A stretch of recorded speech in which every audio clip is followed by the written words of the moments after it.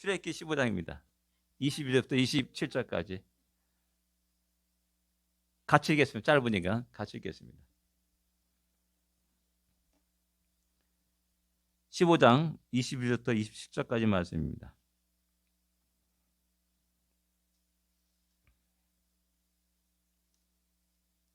같이 읽겠습니다. 모세가 홍해에서 이스라엘을 인도하며 그들이 나와서 수르 광야로 들어가서 거기서 사흘을 길을 걸었으나 물이 얻지 못하고 마라에 이르렀더니 그곳 물이 있어서 마시지 못하겠으므로 그 이름을 마라라 하였더라. 백성이 모세에게 원망하여 이르되 우리가 무엇을 마실까 하며 모세가 여호와께 부르짖었더니 여호와께서 그에게 한 나무를 가리키시니 그가 물에 던지니 물이 달게 되었더라. 거기서 여호와께서 그들을 위하여 법도와 율례를 정하시고 그들을 시험하실세 이르시되 너희가 너희 하나님 나 여호와의 말을 들어 순종하고 내가 보기에 의를 행하며 내 계명에 귀를 기울이며 내 모든 규례를 지키며 내가 애굽 사람에게 내린 모든 질명 중 하나도 너희에게 내리지 아니하리니 나는 너희를 치료하는 여호와임이라. 그들이 엘림에 이르니 거기에 물샘 열둘과 종려나무 이른 그루가 있는지라. 거기서 그들이 그 물 곁에 장막을 치니라. 아멘. 예, 오늘 마라에서 일어난 사건을 우리에게 소개해주고 있습니다. 한번 보겠습니다. 마라는 홍해에서 어느 정도 떨어진 곳입니까? 22절에 어떻습니까? 사흘 길을 걸었으나라는 걸 볼 때 사흘길. 이게 출애굽한 지 약 10일에서 15일 정도 되었다라고 짐작할 수가 있습니다. 왜? 한 달은 아니니까. 그 다음에 16절에는 이제 신광야에 이제 출애굽한 지 한 달을 되는 그때 이제 신광야에 도착하고 거기서 이제 만나가 내리는 장면이 나옵니다. 그러니까 한 달이 아닌 약 한 10에서 15일 정도 되었다. 출애굽한 지. 뭐 어떻게 보면은 출애굽의 그 놀란 기쁨과 즐거움들 그리고 또 이제 홍해를 건너는 그 놀란 그 환희와 감격들이 생생히 살아있을 때라 이렇게 말할 수가 있습니다. 예. 사흘길을 어떻게 걸었을까요? 그들의 심리 변화를 생각해 봅시다. 예, 한번 제가 설교한 적이 있습니다. 첫째 날 어떻겠습니까? 1일. 뭐 힘이 있었죠. 야, 그 놀란 구원의 기쁨을 노래하면서 춤추면서 무서울 것이 없는 그런 기세로 전진해 나갔을 겁니다. 근데 이제 물이 없는 겁니다. 물이 점점 줄어듭니다. 이틀 되면 어떻게 했습니까? 물이 반밖에 안 남았네. 라는 이런 두려움과 걱정이 슬금슬금 올라옵니다. 그럼에도 불구하고 아직 믿음이 살아 있습니다. 예, 바로 어제 홍해를 건넌 놀란 역사가 있었지 않습니까? 예, 하나님 우리를 지켜주실 거야. 하나님 우리에게 피를 채워주실 거야. 하나님 우리에게 물을 주실 거야. 난 그런 믿음으로 그래 전능하신 하나님 믿고 의지하며 나가자.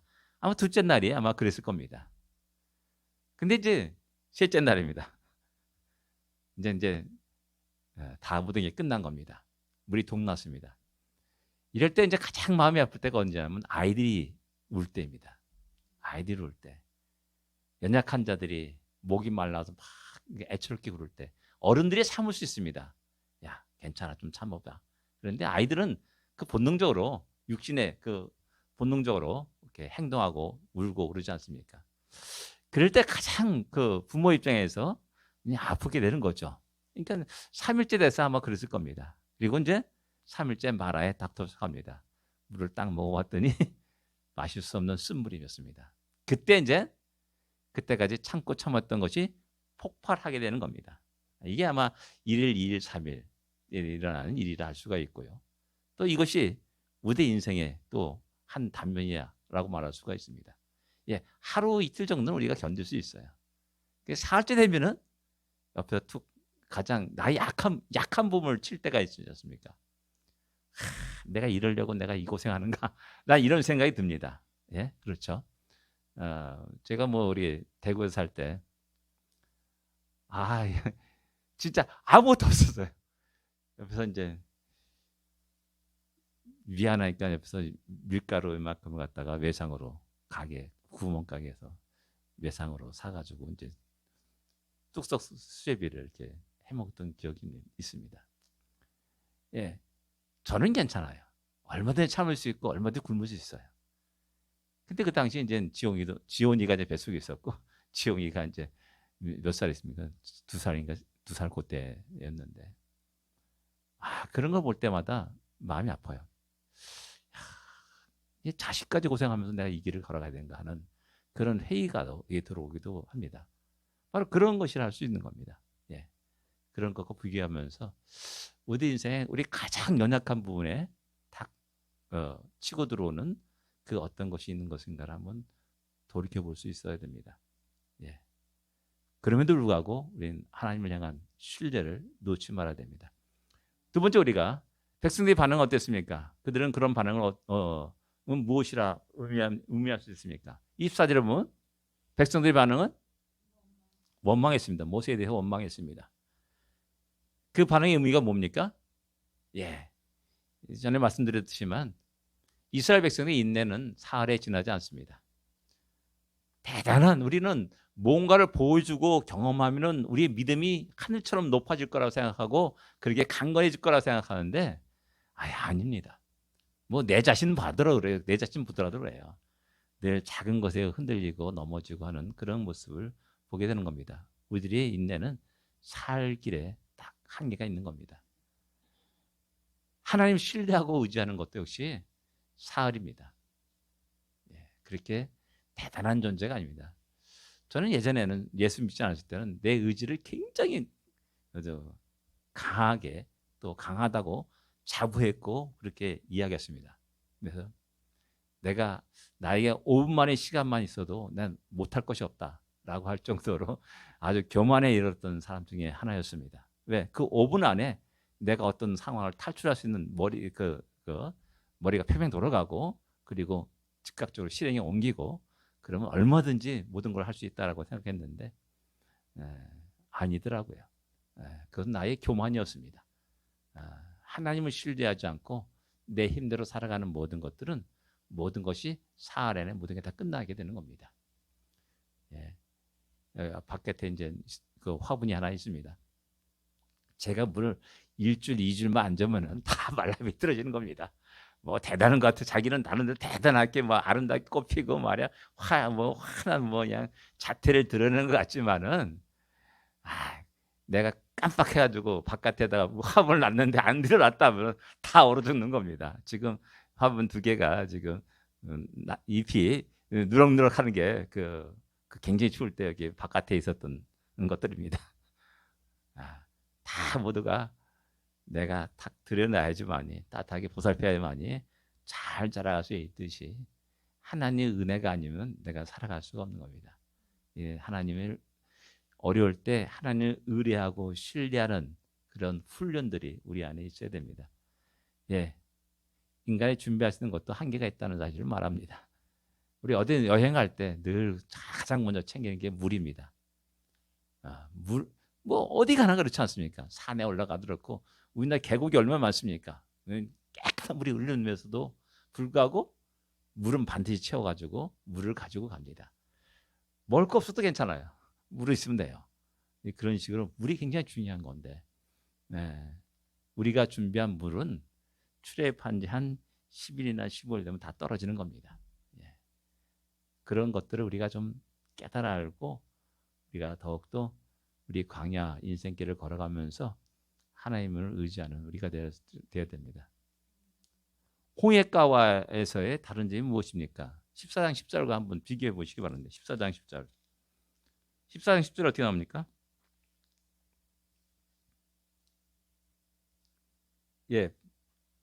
거기는 이제 힘이 두려워하여 여호와께 부르짖었다 이렇게 말합니다. 근데 여기서는 이제 백성들이 부르짖었다는 말이 없습니다. 이제 좀 살 건 같아요. 왜냐하면은 애국 군대 쳐들어왔을 때는 이제 생사 기로에 놓여 있는 겁니다. 지금 이것은 그건 아니에요. 목마른 거잖아요. 목마른 거고 좀 약간 고생하는 겁니다. 그러니까 이 정도야 뭐 하면서 불평과 뭐 툭툭 던지면서 여호와께 부르짖고 기도하지 않는다는 겁니다. 이게 우리가 참 우리의 간사함이 여기에 있는 겁니다. 우리가 우리 힘으로 좀 약간 살아갈 수 있고 걸을 수 있으면은 약간 우리 힘으로 살아가려는 그런 모습들을 많이 보여주고 있습니다. 관야에게 나그네 인생들이 이런 우리들의 모습을 적나라하게 드러내는 것이라 할 수가 있습니다. 예. 세 번째 오겠습니다. 모세는 그 문제를 어떻게 해결했습니까? 25절에 보면 모세가 여호와께 부르짖었다라고 말합니다. 백성들은 부르짖지 않았습니다. 근데 모세는 이 문제는 하나님이 해결해야 하는 것을 너무 잘 알고 있는 겁니다. 그래서 여호와께 부르짖었다. 뭐 기도하였다는 말입니다. 예. 문제의 모든 해결의 시작은 하나님께 엎드리는 것부터 시작됩니다. 기도하는 것부터 시작되는 겁니다. 그러면서 하나님은 당신이 사랑하는 백성들에게 기도의 훈련을 시킵니다.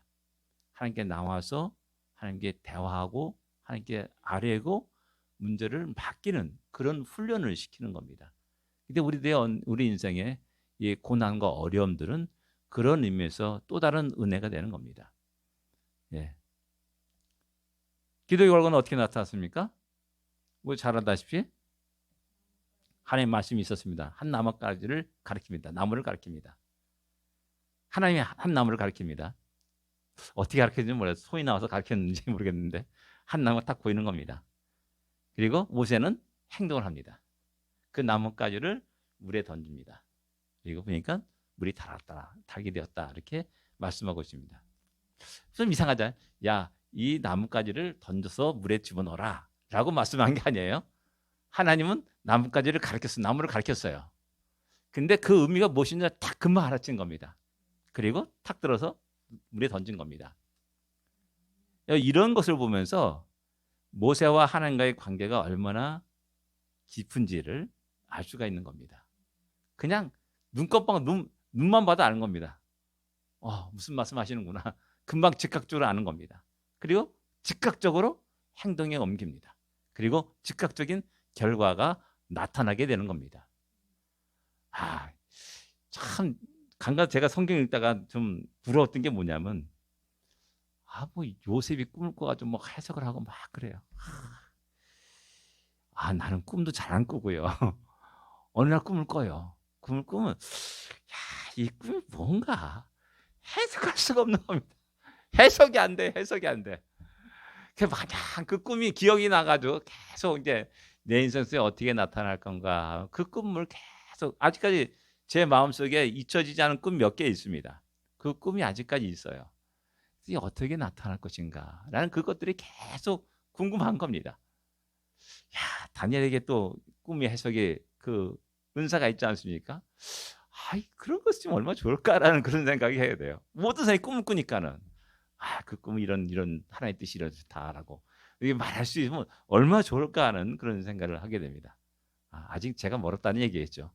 예, 그런 의미에서 아직 또 늘 기도하면서 또 살아가게 되는 겁니다. 예. 그 다음에 또 보겠습니다. 그리고 모세의 모든 백성이 물을 마시게 되었습니다. 또 다른 놀라운 기적을 또 이스라엘 백성들이 경험하게 됩니다. 하나님을 경험하는 겁니다. 하나님을 만나는 거고요. 또 기도 응답하는 하나님. 우리 인간 같았으면요. 왜 지지를 못난 놈하고 야 때려쳐 하고 내팽했을 겁니다. 근데 그럼에도 불구하고 하나님은 끝까지 그들을 이끌고 가십니다. 다 멸하겠다라고 말하면서 또다시 이끌어 가시고요. 다 멸하겠다고 하면서 또다시 이끌어 가십니다. 그리고 그곳에 오르십니다. 또 거기서 가가지고 또 역시 마찬가지요. 동일하게 불신앙이 그대로 있지 않습니까? 틈만 나면 우상으로 달려가고 있습니다. 발가세를 향하여 달려가고요. 그들에게 절을 하고요. 뭐 그런 이스라엘 백성에도 불구하고 또 그들이 하나님 앞에 엎드릴 때는 또 그들을 또 구원하시는 하나님이시람을 끝없이 성경은 계속해서 말씀하고 있습니다. 이야, 하나님 참 마음도 넓다. 마음도 좋다. 막 그런 생각도 하게 돼요. 이것을 갖다 나와 비교해 보면 나는 그렇지 못하지 않습니까? 조그만 나에게 상처 줬던 그것을 갖다가 70평생 잊어버리지 않고 간직하는 게 나의 모습이고 우리 인간의 모습 아닙니까? 어느 순간순간에 스쳐 지나갈 때마다 그것이 나를 괴롭게 하고요. 그것이 나에게 어떤 나를 지배할 때가 많이 있다라는 겁니다. 그러면서 참 우리들의 연약한 모습, 부족한 모습. 그럼에도 불구하고 나를 사랑하시고 나를 참으시고 인내하신 하나님을 다시 한번 발견하게 됩니다. 예. 그렇기 때문에 우리는 그 하나님께 감사와 찬양과 영광을 돌리게 되는 것이죠. 이 사건 이후에 하나님은 무엇을 말씀하십니까? 그 의도는 무엇이라고 성경은 기록합니까? 25절 말씀입니다. 무엇을 말씀하십니까? 법도와 윤례를 정하시고 그들을 시험하실세라고 말씀합니다. 법도와 윤례를 정하셨다. 그리고 이스라엘 백성을 시험하셨다라고 말씀하십니다. 의미가 뭡니까? 하나님 이스라엘 백성들을 시험한다는 의미가 무엇이냐? 분명한 것은 야고보서에 보면은 하나님은 시험하지 않는 분의 하나님이시다라고 말씀합니다. 근데 시험하신다라고 말씀합니다. 또 이건 뭐냐? 그 시험을 통해서 우리 상태를 알게 합니다. 학생들 시험을 보는 목적이 뭡니까? 아, 내가 이 정도를 알고 있고 이 정도를 모르는구나. 아, 이건 내가 이런 거 모르는구나. 라는 것을 보게 되는 겁니다. 내 자신을 보게 되는 겁니다. 내 자신의 위치를 보게 되는 거. 어떤 상황인지를 객관적으로 보게 되는 것이죠. 그래서 아까 말했듯이 출애굽할 때 모든 사람들이 다 믿음이 좋은 것을 알았어요. 홍해를 걸을 때 세상 무서울 것이 없었던 그런 담대함이 모든 이스라엘 백성들에게 다 있었어요. 근데요, 사흘길에 다 넘어진 겁니다. 아, 내가 이 정도밖에 안 되는구나. 내 믿음이 보잘것없구나. 이런 나의 상태를 알게 되는 겁니다. 몰랐을 때는 교만해요. 몰랐을 때는 내 힘으로 내 능력으로 살아가는 것 같은 엄청난 착각 속에 살아갑니다. 근데 알고 보면은 아, 이것도 하나님의 은혜로구나. 하나님의 은혜로 살아왔구나. 라는 사실을 깨닫게 되고 겸손히 낮아지는 자가 되는 겁니다. 율례와 규례 그런 것을 통해서 바로 그런 것들을 우리에게 하는 겁니다. 하나님 율례와 규례, 율법들을 100% 지킬 사람이 어디 있습니까? 다 걸리는 겁니다. 하나하나 다 걸리는 겁니다. 아, 나는 죄인이구나. 나는 의로울 수가 없구나. 하나님이 나를 구원하셔야만이 내가 구원받을 수 있구나. 라는 사실을 깨닫게 되는 겁니다. 이것이 바로 나를 시험한다라는 의미인 겁니다. 예. 하나님을 신뢰하는 것, 하나님을 의지하는 것, 우리의 믿음 그 모든 것들을 알게 하시고 겸손하도록 하게 하십니다. 이런 하나님의 시험을 통과하면서 우리의 믿음은 더욱더 새로운 차원으로 성장해 나가는 겁니다. 그리고 나이가 들수록 세월이 흐를수록 하나님의 사랑을 더 깊이 깨닫고 하나님의 은혜를 더 깊이 깨닫고 모든 것 속에서 하나님께 감사를 드릴 수 있는 그런 자가 되는 겁니다. 예. 이런 의미에서 하나님은 우리를 시험하십니다. 늘 끝없이 그 하나님의 시험을 통과할 수 있기를 원하고 그 시험 속에서 우리들의 모습을 다시 한번 이렇게 객관적으로 볼 수 있는 우리가 되기를 원합니다. 5절 보겠습니다. 법도와 율례를 지킨 자에게 하나님은 약속은 무엇입니까? 열등의 하나님은 어떤 하나님이심을 드려야 됩니까? 이것과 마라의 사건과 어떤 관계가 있습니까? 이상한 말씀이 있습니다. 마라 해놓고 나서 난 너희를 치료하는 여호와라라고 이렇게 말씀합니다. 예, 애굽 사람이 내린 질병을 너에게 내리지 않는다라고 말씀합니다. 그리고 난 너를 치료하는 여호와라. 이게 마라의 사건과는 전혀 관계없는 뜬금없이 툭 튀어나온 말씀 같은 그런 느낌이 들 때가 있어요. 그렇죠? 나를 치료한 여호와, 마라가 쓴 물, 거기서 무슨 관계가 있냐 이거죠. 연결성을 우리가 모르면은 단지 26절의 말씀만을 가지고 설교를 하게 돼요. 난 너를 치료하냐. 어떤 질병도 다 걱정하지 마십시오. 다 하나님 능력으로 낫게 됩니다라고 이런 설교를 할 수밖에 없고 듣게 되는 겁니다. 그러니까 성경은 쭉 문맥 속에서 한번 그것이 하나하나 연결되는 그 연결고리를 쭉 연결해는 그런 것이 있어야 되는 겁니다. 예, 나는 너를 치료하는 이 두 개가 어떻게 연결되냐 이거. 마라의 쓴물을 정상으로 돌려놓지 않습니까? 물은 마실 수 있어야 되는 겁니다. 그것이 물의 기능이죠. 거기서 창조 하나님이 그것을 고치십니다. 원래로 돌려놓습니다. 원래 목적대로 돌려놓습니다. 그 기능을 회복시킵니다. 이것과 이제 우리의 모습은 어떠냐는 거죠. 우리 모습도 똑같다는 겁니다. 우리는 원래 에덴의 동산에서 아무 문제 없이 살아가는 존재였습니다. 근데 죄로 말미암아 망가지게 되었습니다. 우리의 질병이 우리를 찾아왔고요. 죽음이 일어났고요. 또한 여러 가지 문제들이 우리 안에 일어나게 됩니다. 그리고 하나님은 우리를 회복시키십니다. 다시 우리의 본래의 목적을 찾게 하십니다. 하나님의 형상을 회복시키는 하나님이십니다. 그런 의미에서 나는 너희를 치료한 여호와라 라고 우리에게 말씀하는 겁니다. 이 마라의 사건 바로 그런 의미를 갖고 있는 겁니다. 그런 연결성이 있다라는 것을 새롭게 알게 되는 겁니다. 6번 보겠습니다. 마라에서의 사건 다음에 이스라엘 백성은 어디에 도착합니까? 그곳에는 무엇이 있었습니까? 20절 말씀입니다. 예, 엘림에 도착합니다. 종려나무라는 뜻을 갖고 있습니다. 거기에 물샘 12이 있고 종려나무 70그루가 있었다라고 말씀합니다. 무슨 의미가 있을까요? 근데 여기 딱 20절에 그 엘림에 도착한 사건을 갖다가 이야기하고 있고 종나무가 있었고 12개의 물샘이 있었고 70그루의 종려나무가 있다라고 이렇게 자세하게 기록하고 있습니다. 기록하고 있다는 것은 의미가 있는 겁니다. 예? 그 나무 숫자고 물샘 12개를 다 얘기하는 거 보니까 의미가 있는 거죠. 어떤 의미가 있겠습니까? 12지파?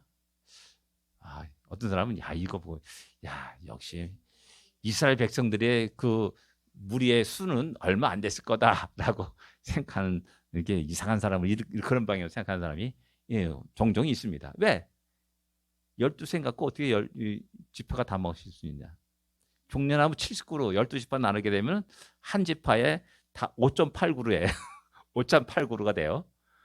그러면 그 코에 뭘 붙여? 아무것도 할 게 없는 겁니다. 그렇잖아요. 10만, 20만, 뭐 유다 지파만 해도 7만 얼마인데 7만 5천 8천인데 그 7만 5천 8천 그 사람 군인들이 그 15그루 종려나무를 갖고 만족할 수 있냐라는 겁니다. 그러면서 이스라엘 집단의 무리가 한 기껏해 10,000명 정도 되면 안 될 거다 이런 시의 어떤 헛소리하는 사람도 있습니다. 한번 생각해 보시죠. 그들이 물기에 방탕을 쓰다. 마라 의미가 뭡니까? 쓰다라는 의미예요. 쓰다, 쓴 것 이런 의미를 갖고 있어요. 근데 그 다음에 인도하는 곳이 어디냐? 종려나무가 있는 곳입니다. 종려나무가 뭐냐면 대추야자 나무입니다. 대추야자 나무. 가장 달콤한 겁니다. 꿀처럼 뚝뚝뚝 떨어지는 그 정도 끈적끈적한 게 대추야자입니다. 설탕 대용으로 쓰기도 하고요. 꿀 같은 그런 느낌이 되는 그것이 대추야자입니다. 가장 쓴 곳에서 가장 달콤한 곳을 하나님이 인도하셨다라는 겁니다. 우리 인생에 항상 쓰고 인생 고뇌야, 인생은 고해 같아 라면서 생각하는 사람들, 또 의외로 크리스찬들도 그런 사람이 엄청 많습니다. 늘 우리 인생이 그것만 있으면 살아갈 수가 없습니다. 그것만 있다고 생각하기 때문에 자살하는 거 아니겠습니까? 근데 우리 인생에는 그것만 있는 게 아니에요. 달콤함이 있고요, 즐거움이 있고요, 기쁨이 있고요, 행복도 있어요. 이것이 어우러지는 겁니다. 어떤 때는 쓴맛을 느끼고, 어떤 때는 단맛을 느끼기도 하고, 어떤 때는 실패도 하고요, 어떤 때는 성공도 하기도 하고요, 어떤 때는 슬프기도 하고요, 어떤 때는 기쁨과 즐거움이 있기도 하는 겁니다. 이런 것들을 하나님이 우리에게 허락하셨다라는 사실입니다. 쉴만한 물가로 인도하신 우리 하나님. 그러면서 우리로 하여금 그 광야길을 능히 걷게 하십니다. 우린 착각하지 마십시오. 늘 우리 안에 평탄대로만 있다라고 생각하면 큰 착각입니다. 늘 그러지 않습니까? 출애굽한 다음에 적과 그린 가나안 땅에 들어가기 전까지 그들은 광야를 걷는 겁니다. 광야에서도 마찬가지요. 늘 어렵고 힘들고 떼학볕 같은 광야지만은 그러나 그 속에 하나님이 인도하심 속에서 하나님이 주시는 만나를 먹고 하나님이 주시는 생수를 마셨고 하나님 불과 구름 기둥으로 인도함을 받고 그들은 한 걸음 한 걸음 족각 뿌리는 가나안 땅에 들어가게 되는 겁니다. 이것이 우리의 인생입니다. 내 힘으로 살아가는 인생이 아니라 하나님의 도우심과 인도하심 속에 살아가는 인생임을 다시 한번 기억하고 늘 하나님을 의지하고 하나님을 신뢰하면서 기도하면서 살아가는 우리가 되어 줄 압니다. 예, 우리 인생길에 걸어가는 데서 우리가 준비한 거 충분하다고 생각합니까? 우리가 얼마나 배웠습니까? 우리가 얼마나 많은 돈을 가졌습니까? 이것을 가지고 살려고 생각하는 엄청난 착각입니다. 우리가 아무리 큰 재물을 가졌다 해도 내가 오늘 내 영혼을 취하리라, 오늘 밤 취하리라 하면 하루쯤에 그냥 가는 겁니다. 떠나가는 겁니다. 저는 감사하게도 죽음을 많이 봤습니다. 어렸을 때부터. 저희 아버지 죽으면 내가 직접으로 못했기 때문에 할머니 죽으면 내가 직접 봤어요. 전봇대 올라가다 죽은 사람도 왜 전봇대 올라갈지 모르겠는데 자기가 전기 고친다고 전봇대 올라간 겁니다. 그것도 감전돼서 죽은 분도 봤고요. 늘 한강에 여름방학 때 놀러 가서 보면은 익사체들 제가 쭉 봤어요. 진짜 배가를 뿔로 나와가지고 그냥 거의 시커먼 이렇게 타가지고 기름이 열절 흐르는 아직도 잊혀지지 않아요. 이런 모습이. 개학하고 나서 막 학교를 가는데 사람이 10대 명이 웅성웅성 모여있어. 뭔가 하고 가봤더니 어떤 분이 목을 매달아 죽었습니다. 그런 장면, 여러 장면을 본 겁니다. 참 인생이 허무하다. 어렸을 때부터 그랬어요. 그리고 우리 동네 이제 산을 무너뜨려 가지면서 지금 서교동을 갖다가 이렇게 논밭이었는데 다 거기를 이제 성토를 해가지고 한 4, 5m 이렇게 높여가지고 깔아가지고 택지를 만든 게 지금 현재 서교동입니다. 근데 그 산을 무너뜨릴 때 거기 많은 묘지가 있었어요. 다 이제 파가지고 유골들 다 수습하는 그런 장면들을 우리 어렸을 때 다 보고 옵니다. 구경하러 가는 거예요. 어른들이 가니까 우리도 따라서 가는 거 아무것도 모르고 그런 장면들을 있으면서 우리들의 인생이 참 허무하다라는 것들을 어렸을 때도 굉장히 심각하게 생각했던 사람 중에 하나가 저였어요. 그래서 예수를 믿고 나서 참된 인생의 길이 무엇인가를 알게 되었고 그리고 지금까지 그 길을 걷게 되는 겁니다. 우리가 준비한 것도 충분합니까? 우리 인생 속에 지금까지 우리 믿음의 실체를 적나라하게 보았냐라는 겁니다. 모든 걸 회복시키는 우리 하나님을 경험합니까? 저는 이런 것들을 너무나 실감 있게 경험한 사람 가운데 하나입니다. 그 다음에 말하다면 우리 앞길에 무엇이 기대합니까? 실패 넘어가는 또 성공이 있는 거예요. 즐거움이 있고 기쁨이 있습니다. 이것을 생각하면서 잠깐 기도하겠습니다.